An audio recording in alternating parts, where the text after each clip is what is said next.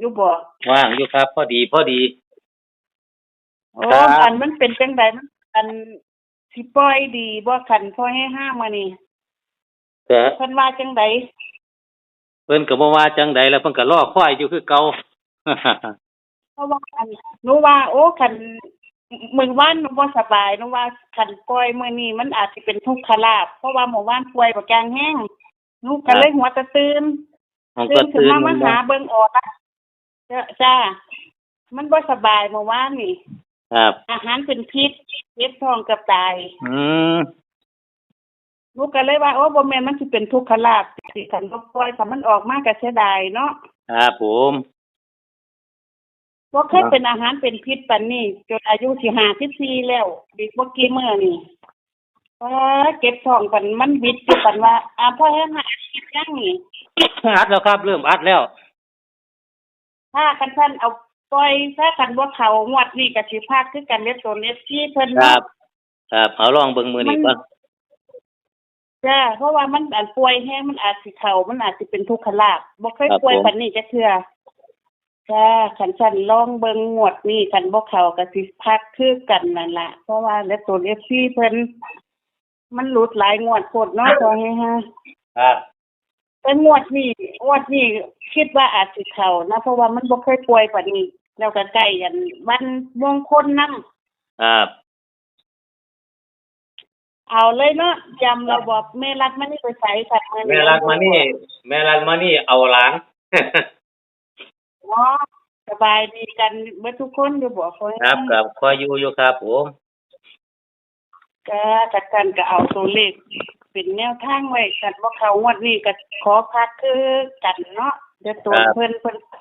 ทุกที่เพิ่นเบิดเงินหลายไว้อันมีที่เด็ดจังสิมาปล่อยไหมเอาไปขอให้มันเข้ากันมื้อนี้เอา3ตัวเนาะคน ครับผม 2 4 7จ้ะ2ได้ระบอกจ้ะพ่อเอง ครับคือเสียงดังฟังชัดแต่มื้อนี่แหม แต่นั่นล่ะหนูก็เลยว่ามันคืออันเป็นดีเนาะมื้อนี้อากาศมันดีมั้งพ่อเอง ครับตัวใดก็ครับ3ตัวให้เลือก2 4 7จ้ะ2 4 7ครับแล้วก็อันจับ7 4 7 4แม่นบ่ครับ2ตัวจ้า2ตัว7 4 7 4แล้วก็อันบ่ต้องตัดดอกมั้ง2 4เอาอัน2 5ว่าใกล้ครบรอบวันดีแล้ว4 5 2 5 4 5 5 4กลับให้อยู่เดี๋ยวเพิ่นบ่กลับ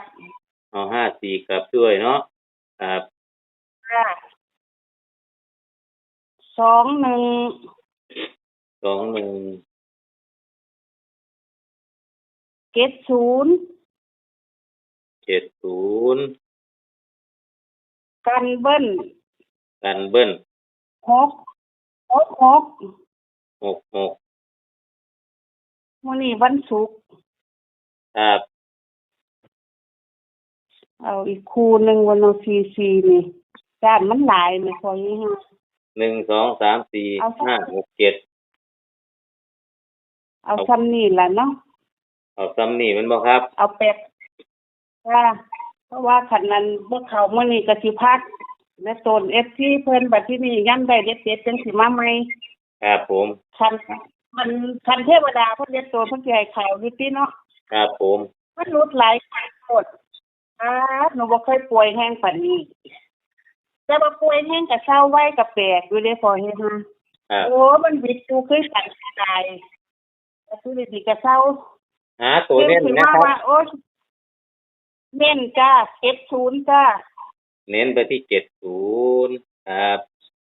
74 74ครับ54ครับ25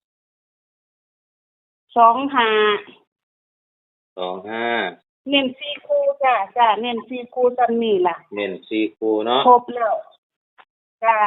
มีเส้นจังได๋บ่มีเส้นหรือว่ามันเจ็บท้องมันก็สิ มันคือสิแม่นตัวพอให้หนูอายุจนเฒ่าแล้วหนูบ่เคยอันเก็บท้องปานนี้จักเทื่อกินอีหยังก็บ่เคยผิดจักเทื่อแม่พอให้หา ครับ หนูก็เลยว่าโอ้หนูป่วยจนได้ห้องขอโอ้ยปล่อยแม่เอ้ยช่วยแม่บ่เคยป่วยปานนี้น่ะนะหนูทรมานคักขึ้นนี่ ครับ ว่าที่นี่มันก็เลยนอนตื่นสวยนั่นล่ะแล้วตื่นขึ้นมามันก็เป็นปกติเบิ่งที่ล่ะพอเฮ็ดมา อืม ถ้าสิมันขึ้นจะไปตาย ครับ ตอนนี้หายเป็นปกติแล้ว บ่มีอาการหยังเลย หนูก็คิดว่า บ่มีอาการ มี หยัง อาการอีหยังมาก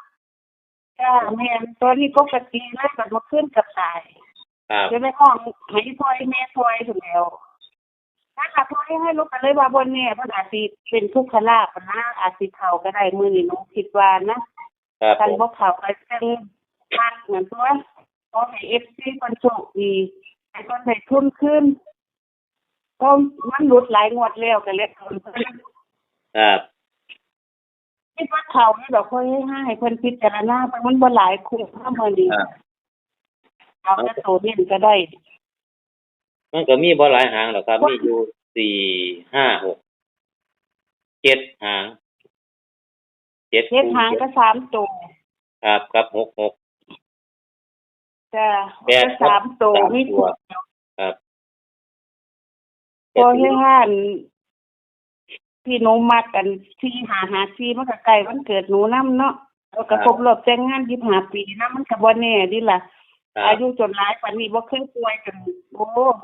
ป่วยขึ้นเดียวนะพอให้ห้าคิดว่ามันเป็นไปได้จังได๋ อืม จนได้ห้องขอชีวิตพ่อแม่เอ้ยช่วยเนี่ยมันทรมานคักอีหลีเด้ ครับ ปวดประสมอยู่ในท้องพุ่นน่ะปานสิตายแล้วโลดหนูก็เลยว่าโอ้บ่เคยเป็นปานนี้จักเทื่อแล้วมันก็แปลกมันป่วยปานนั้นมันยังเศร้าภายในมื้อเดียวมันบ่ล่ะพอให้ห้า ครับ แล้วก็บ่มีอาการเพลียบ่หยังเลยตื่นขึ้นมาก็เป็นปกตินี่ อืม ก็มันก็เลยงงเอ้าจนไปห้องขอชีวิตอันนี้ขอให้แม่มาช่วยเนาะ ครับ มันทรมานคักเมื่อคืนนี่มันก็เลยว่ามันแปลกมากแต่นั้นบ่เคยเป็นปานนี้ก็เลยคิดว่าเฮ็ดเลขเขาเพิ่นให้เลขมันสิเป็นทุกขลาภแน่หนูว่าหนูเฮ็ดไว้แต่มื้อวานแล้วเสียงเบิ่งเมื่อคืนนี่มันก็ถึงป่วยนั่นล่ะขอให้เพิ่นได้เนาะพอให้ห้าวันสิได้ทุนขึ้นสิได้ซอยพิษณุโลกแท่งน้ำแล้ว ครับ คันเลขงวดติดคุณช่วยกันในซอยแล้วเนาะคันมันเข้างวดนี้งวดมากันวันจันทร์อีกวันละ ครับผม ถ้าทำไปเท่านิดเท่าน้อยเดี๋ยวก็ได้อยู่ที่แทงน้ ครับ ำขอให้เลขเข้า ครับ ถ้าหลังหวังว่ามันคงสิเข้าดอกขอให้ห้ามัน เอาก็เป็น มั อั น น เป็ ว่า นเงียบๆแค่อัน ฮะ ขอลายมือแล้วไปใส่ขอให้ ครับ ขอลายมือแล้วก็หยุด โทร ก่อน หาเราอยู่เราก็บ่รับเราแสดงว่าเราบ่ว่าง อ๋อจ้ะเพราะว่าบ่เห็นออนไลน์มือเห็นเงียบ เอาก็เป็นอันว่าฟังเด้อสิทวนตัวเลขฟังเด้อสิทวนตัวเลขให้ฟัง ๆค่ะ ตำลาวสาวเยอรมันวันที่18 เมษายน 68 3 ตัว 247แล้วก็2ตัวมี7 4 2 5 4 5 5 4 2 1 7 0 6 6เด่นเน้นหนักไปที่7 4 2 5 5 4 7 0ถูกต้องป่ะครับนี่ ค่ะถูกแล้วค่ะเพราะให้ห้า ครับ ทำนี่ล่ะเนาะ ครับผม รวยคือเก่านั่นล่ะมื้อนี้คันมื้อแลงจังอันโอ้ยหนูก็ว่าสิจักสิวางไดเนาะหนูก็เฮ็ดอันเว้าบ่ค่อยเก่งดอกบางเทื่อนั่นน่ะ ครับเอา มัน ใช่ มันเข้าป่วยขอบคุณหลายๆเด้อพอให้ห้าขอให้ FC เพิ่นโชคดีคือเก่านั่นล่ะหนูว่ารวยๆคือเก่า ครับ คันบ่เข้ามื้อนี้ขึ้นหัวคอเลยคันบ่เข้ามื้อนี้ขอหยุดเพื่อมันปังอีกคือเก่า ครับผ ขอบ ม คุณเด้อพอให้ ครั สวั บ สดีค่ะ สวัสดีครับ